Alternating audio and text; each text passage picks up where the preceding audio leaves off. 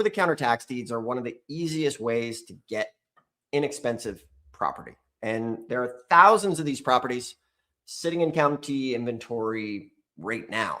So I'm going to walk everybody through this simple step-by-step that you can do tonight or tomorrow to get into it. So first thing you want to do is pick yourself a tax lien, pick yourself a tax deed county.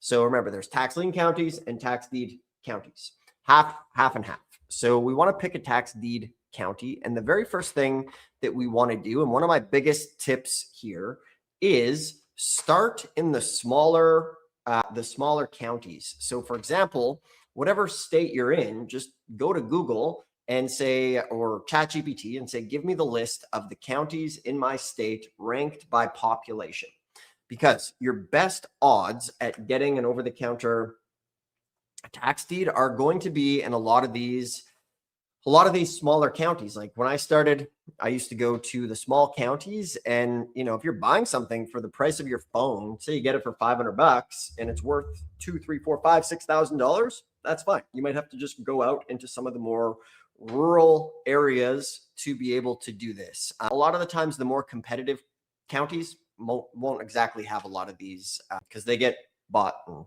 there's not a lot left. So here's a simple way to do it. Grab yourself a Google spreadsheet, and on that spreadsheet, you just want to have a couple columns. You want to have state, county, population, treasurer or clerk, phone number. You want to have the county website, URL, and the number of parcels.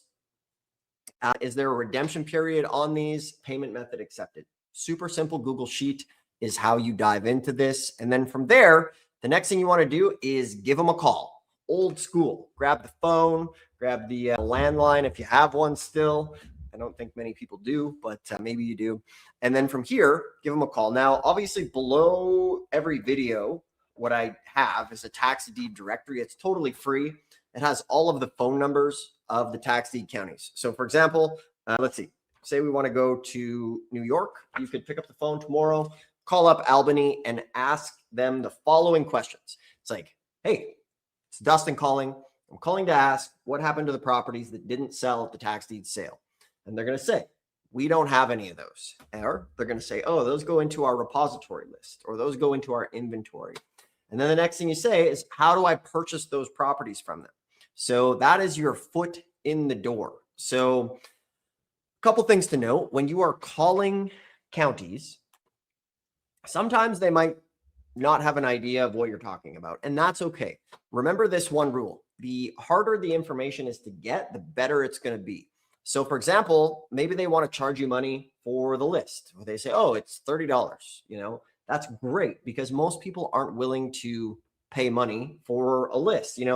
Some of the best deals that we've gotten, and we've seen people who watch this channel get, have come from counties that, they charge $30 or $40 to sometimes still send these things out on on a disc, like a CD-ROM disc. That's how old school they are.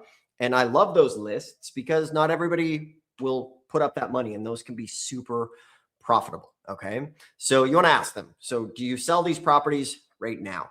Places like Texas, where they have monthly auctions, what's going to happen is a lot of the times they'll generally just roll them into the next auction and away they go. They won't really have a lot available. However, Texas, with 254 counties, does have sometimes repository sales. Okay. So from there, if they say, yes, we do have the list, ask them, hey, how do I get the list? They're going to say, it's on the website. Here's a link. I can email it to you. I can send it to the mail, and you can get access to the list. Now, the next thing you always want to ask them is say, hey, can you put me on the mailing list or the email list to notify me of any upcoming tax deed sales? That's a great way to go about it.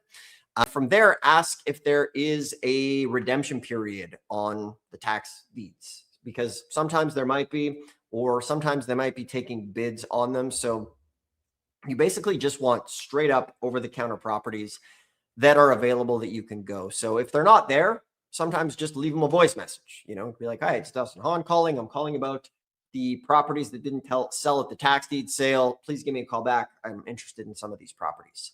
From there, same thing, send them an email, subject line, county tax deed properties, or unsold county tax deed property inquiry. You can say the same thing. Hi, could you please send me the current list of properties that didn't sell at the last tax deed sale and what form of payment is accepted? Okay. So once you get the list, this is where the fun begins. And, there's a lot of lists out there right now. There's thousands of these properties just sitting there that you can go and get your hands on right now. So I know kind of the common, what do you call it? The common objections to this are, well, if it's such a good deal, why didn't it sell at the tax deed sale? If this works so good, why is this guy teaching this? All those things, right? If it works so good, why doesn't he just go and buy them all himself? And those are very valid questions that you should ask, and always be skeptical of this business and myself, because you're like, oh, I haven't heard of this business, or you haven't done a deal yet. But the interesting thing is, this is one of the oldest businesses in the US. It's been around for over 200 years. And the counties rely on the tax money to pave the roads, pay the school teachers, put out the fires, all that sort of stuff. So they need this money. And the interesting thing with over-the-counter properties is sometimes they're willing to take a loss on these properties just to get them back on the tax roll. Like, it sounds nuts, but I've seen apartment buildings go for as little as $50. The county just wants to get this thing off the books, but there's a stipulation that you have to fix it up within, say, 6 to 8 months and make it a productive part of the community. So there's all sorts of properties available like this sitting there right now. So, as far as the disclaimer goes, is it going to be every deal? No. However, the less money you have, the more elbow grease you put in. All right, I hope you enjoyed today's video, and I have a free gift for you for watching a free mini course called The ABCs of Tax Lien and Deed Investing. This is one of the best books on tax liens, and it is totally free as my gift to you for watching. In the description below, it'll walk you through tax liens from start to finish, along with the directories with all 1,500 tax lien and deed counties put here so that you don't have to go and search around the internet to find them on your own. So the other thing I have is, if you already have this book and you want to do a deep dive, my team and I have found an auction with a whole bunch of properties worth 200 to 300 grand, opening bids of just 1,600 bucks. So if you want to deep dive and attend an auction with some help, you can also schedule a free call below, and we can discuss helping you in this business. Regardless, thanks for watching. You can check things out in the description below and enjoy the videos. We'll see you soon.